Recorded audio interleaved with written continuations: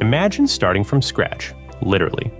No land, no equipment, no money, just a long road ahead and big dreams. That's exactly how my journey began on the Riverbend Springs map. I looked at the vast fields and the river lazily winding through the serene landscape. There was something magical about this place, as if it was waiting for me to breathe new life into it. I had one thought in mind: build something great.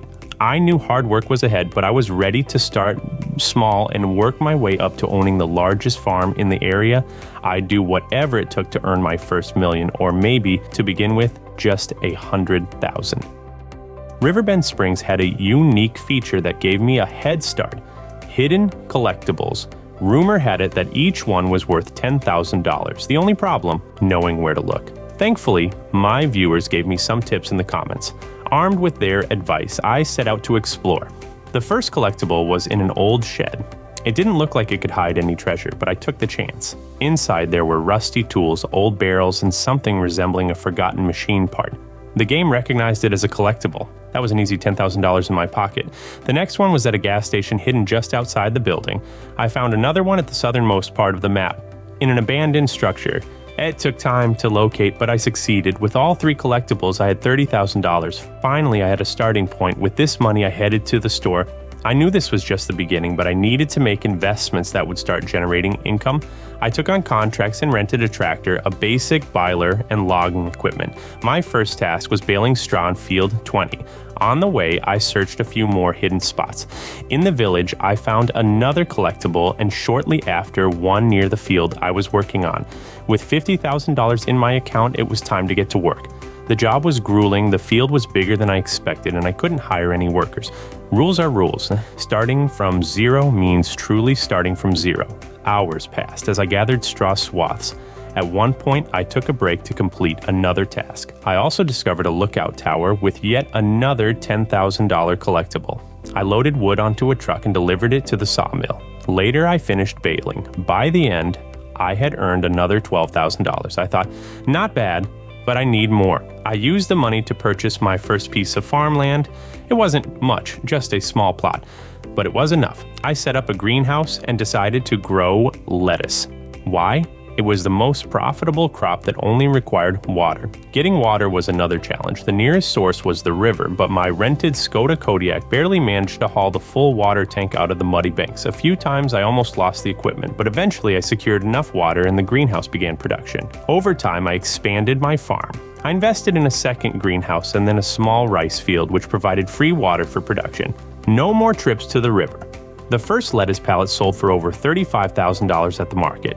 It wasn't much, but it was enough to take another step forward. Farm work was monotonous. Completing contracts, transporting pallets, maintaining equipment, every day was packed. But my bank balance kept growing. Eventually, I could afford a bigger tractor and better tools.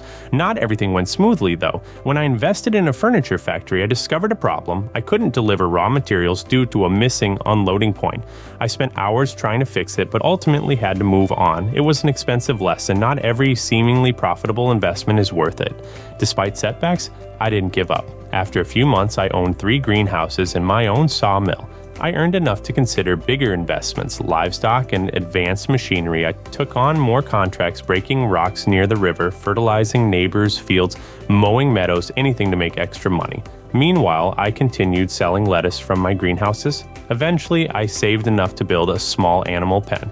I bought sheep and goats, aiming for wool and milk, 2 valuable resources that could generate good income, but I needed to feed them. With my remaining money, I rented a large tractor, a mower, and a baler. I spent hours mowing a small meadow to prepare food for my animals, and of course, they needed water. Thankfully, I managed to stockpile enough food to last several months. Days turned into weeks, contracts, jobs for neighbors, feeding my animals. It was a relentless cycle. I also sold lettuce, furniture, and planks. With the earnings, I decided to build a dairy factory. This would add value to the goat milk, bottling it for additional profit.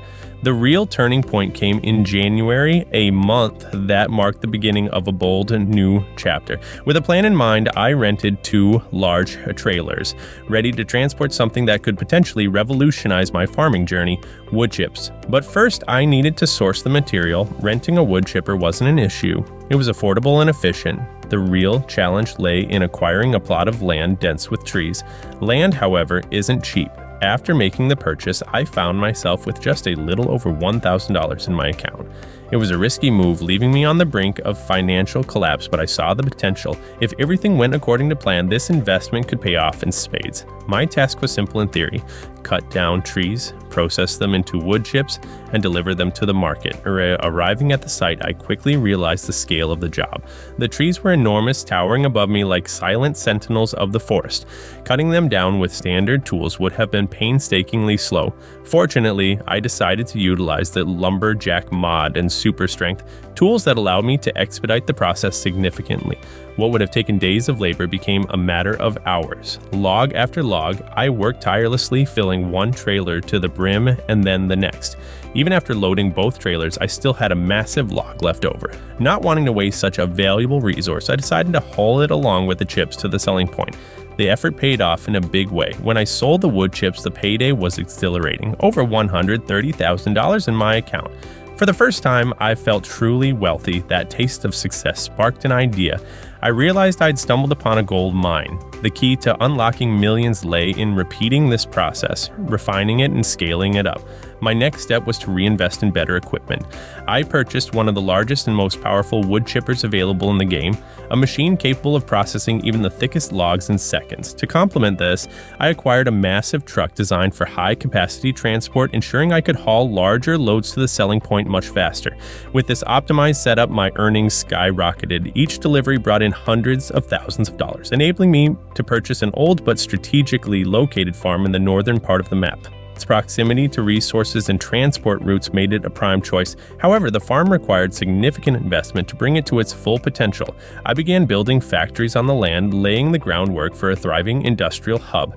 As I worked on expanding my operations, I stumbled upon a new opportunity. A nearby field was ripe with potatoes ready for harvest.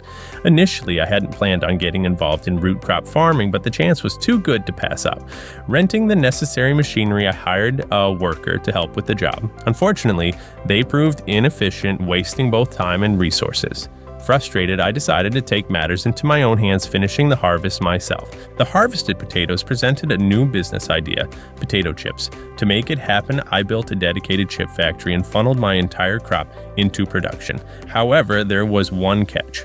Producing chips required oil, and I didn't have any. Once again, I returned to cutting trees, clearing additional land to make space for an oil factory. The oil factory itself required raw materials, rapeseed to be precise. At the time, I didn't have any rapeseed fields, so I purchased more farmland and planted the crop. It would take several months for the rapeseed to grow, but I knew the wait would be worth it. Once I had both potatoes and oil, my chip production line would be complete. The potential profits were staggering. In the meantime, I continued to refine my wood chip operation. With my upgraded equipment, I could process and transport wood chips at an unparalleled pace. The profits rolled in, allowing me to reinvest further into my farm and factories. Each decision brought me closer to my ultimate goal: building a farming empire. As January came to a close, I could see the vision for my farm taking shape. It wasn't just a business. It was a testament to the power of determination and smart investments. I'm confident that this journey will lead to incredible success, and I can't wait to see what lies ahead. If you're excited to witness the next steps in this adventure, make sure to leave a like and subscribe with the notification bell turned on. The plans I have in store are massive, and I know you'll want to be a part of them. Together, we'll watch this farm grow into something extraordinary.